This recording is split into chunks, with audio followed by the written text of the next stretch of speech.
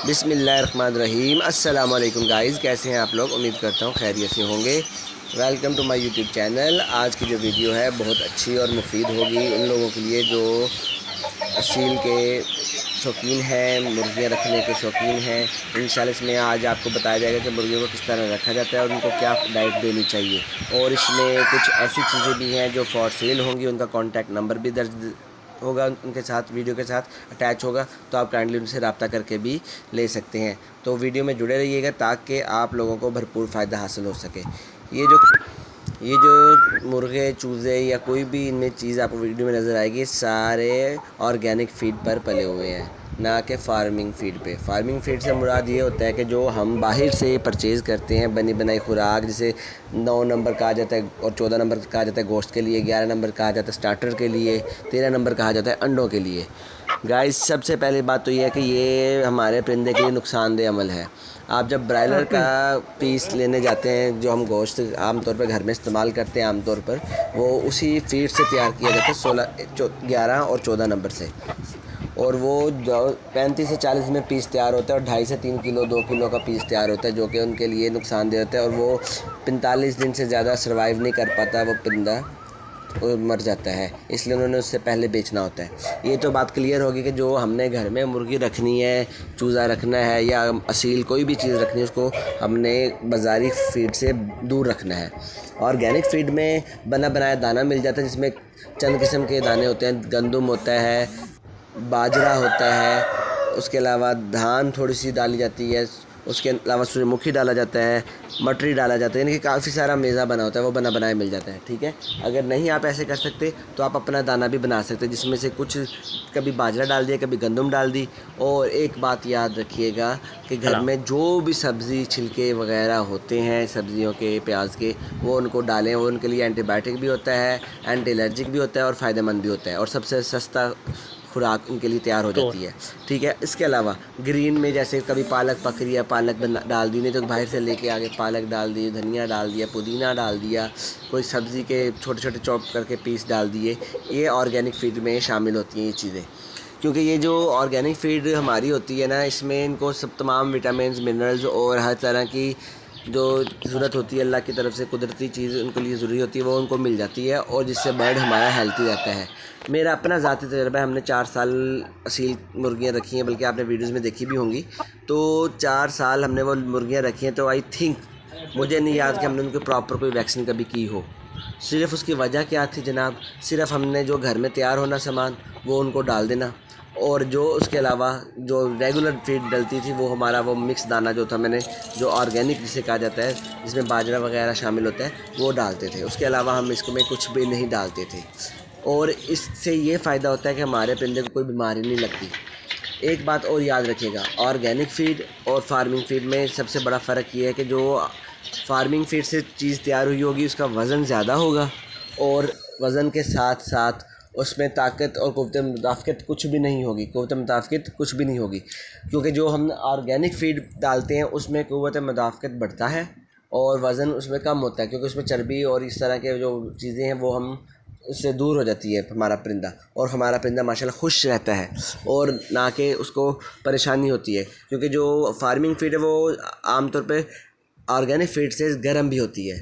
ठीक है, ज़रूरत से ज़्यादा भी उनको नुकसानदेह होती है। ये सिर्फ फार्मिंग के लिए ही काम आती है, जिन्होंने वो ब्रायलर वगैरह या कोई इस तरह के चिक्स बेचने, बड़े करके टाइम से बेचने होते हैं, वज़न टाइम से बढ़ाना होता है जल्दी जल्दी, तो ये उन लोगों के लिए फार्मिंग फीड का सिलसिला चल रहा है।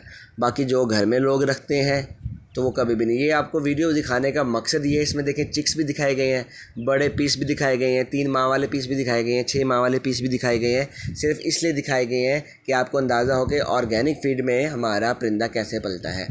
और सबसे बड़ी बात, जब हमारा परिंदा, यानी कि मुर्गी की बात कर रहा हूँ, चाहे वो शामू हो, असील हो, ये देखें कितने प्यारे प्यारे पीसेस दिखा रहा हूँ आपको। तो ये जब भी हम इनको ऑर्गेनिक फीड पे पालेंगे, ये ताकतवर होंगे, ना कि कमज़ोर या वो अपने आप से आवाज़ार जैसे होता है वज़न से।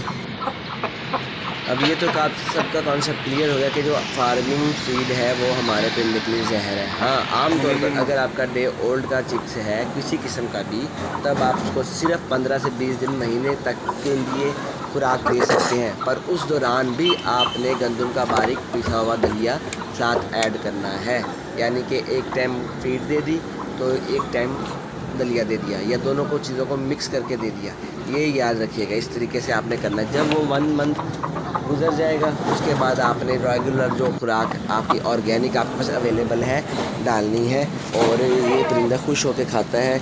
इसमें किसी किस्म की इंशाल्लाह कमी भी नहीं होगी और फ़ायदा भी होगा। अभी आपको ये परिंदे दिखा रहे हैं, देखें माशाल्लाह इनके जोड़, इनका सीना, छाती, पर, वज़न सब एक्यूरेट है और माशाल्लाह बहुत हेल्थी और एक्टिव बर्ड्स हैं ये। ठीक है, ये बर्ड्स हमें सिर्फ तभी मिलेंगे जो ऑर्गेनिक फीड पे पलते हैं, या जो शौकीन लोग हैं जो कि फार्मिंग फीड को गुनाह समझते इस्तेमाल करने के लिए। तो व्यूअर्स, ये तो होगी फीड के साथ मुतल्लिक़ इनकी बातें। जब हम ऑर्गेनिक फीड डालेंगे तो तकरीबन तमाम बीमारियां से हमारा परिंदा दूर रहेगा। एक बात और, आप अपना एक शेड्यूल बना लीजिएगा कि एंडी आपने हर 22 से 25 दिन बाद करनी है, ताकि आपके परिंदे में वायरस ना हो।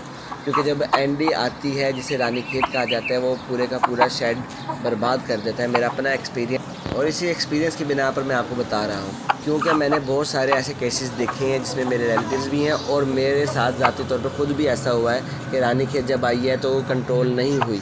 सब के सब परिंदे डेड हो गए।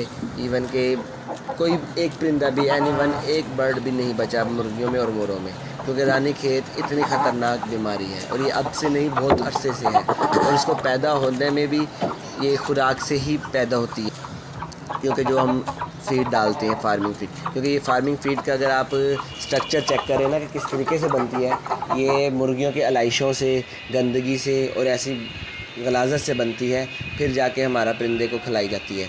तो इन चीज़ों से आपने अवॉइड करना है। आपने सिर्फ़ और सिर्फ वैक्सीन करनी, हर 22 से 25 दिन बाद फीड ऑर्गेनिक देनी है। ये 2 अमल तो पक्के हैं। और तीसरा, आपने जो घर में सब्ज़ी, फ्रूट, कोई भी ऐसे छिलके वगैरह जो भी हो, वो आपने इनको ऑर्गेनिक फीड में सब्ज़ा ग्रीन जो भी है वो देना है। बाकी मौसम के मुताबिक पैनाडाल चलेगा अगर बुखार लग रहा है, ठीक है, या सुस्त ज़्यादा लग रहा है तो एंटीबायोटिक में वेबरामाइसिन चलेगा, उसके अलावा कुछ नहीं। और जब ब्रीडिंग आपने लेनी है तब आपने कैल्शियम C पिला दीजिएगा, ठीक है, विटामिन पिला दीजिएगा, और विटामिन के बाद कैल्शियम P सिरप एक आता है, वो इस तरह का रूटीन बना के दे दीजिएगा, जो मैंने बाकी वीडियोज़ में भी शेड्यूल बताया गया है। ठीक है, अपना ख्याल रखिएगा। मिलते हैं इंशाल्लाह नेक्स्ट वीडियो में नए व्लॉग के साथ। और आपको अल्लाह हाफ़िज़ करने से पहले बताता चलो, जो भी कॉन्टैक्ट नंबर आपको दर्ज मिले हैं उनके वीडियो के साथ अटैच है, वो आप उनसे रब्ता करके अपनी कोई भी चीज़ लेना चाहें तो ले सकते हैं। ठीक है, मैंने सोचा कि आपको ये भी बेनिफिट मिल जाएगा, अगर आप लोग वीडियो देखते कोई चीज़ लेनी भी हो तो आपको फ़ायदा हो जाए। ठीक है, मेरी कोशिश होती है कि आप लोगों को हर तरह से आगाह करना और फ़ायदा पहुँचाना। अपना ख्याल रखिएगा। मिलते हैं इंशाल्लाह नेक्स्ट वीडियो में। अल्लाह हाफ़िज़।